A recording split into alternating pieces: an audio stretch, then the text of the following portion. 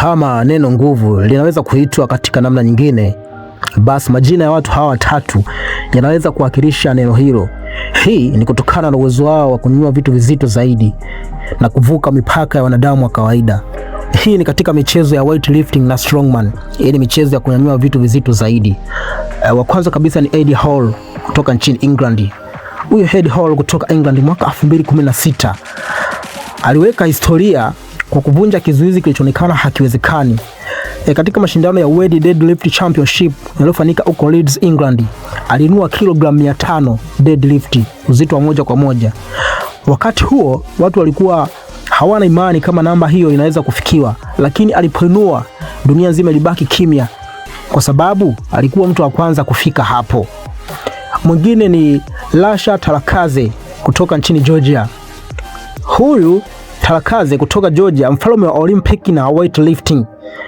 Katika mashindano ya World Weightlifting Championship yaliyofanyika Tashkent huko Uzbekistan mwaka 2021, aliweka rekodi ya snatch kilogramu 225. Yaani ni kunyanyua uzito moja kwa moja kutoka chini mpaka juu ya kichwa bila kupumzika.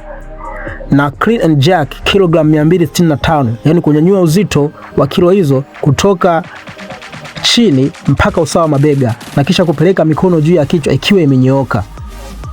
Jumla kilo 492. Huyu si mtu mwenye nguvu, ni kama mwili wake umejengwa kwa chuma. Kila anaposhika barbell inaonekana kama anaichezea tu. Sasa top of the best, Hafpo Julius Johnson, raia wa Iceland. Huyu ndiye kilele cha nguvu ya binadamu. Hafpo Julius Johnson kutoka Iceland, uwezo wake, aliweka rekodi katika slow power gym huko nchini Iceland ya kunyanyua kilogramu 501, uzito wa moja kwa moja. Lakini haikuishia hapo. Baadaye kwenye strongman event alionyesha anaweza kwenda zaidi ya hapo na aliweza kunyanyua uzito wa kilogramu 505. Huyo ndiye mtu anayechukuliwa kama monster wa nguvu zaidi duniani.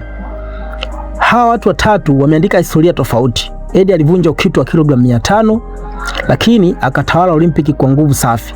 Johnson akaonyesha kilele cha nguvu ya binadamu, na swali linabaki moja: kuna siku mtu atazidi rekodi hizi?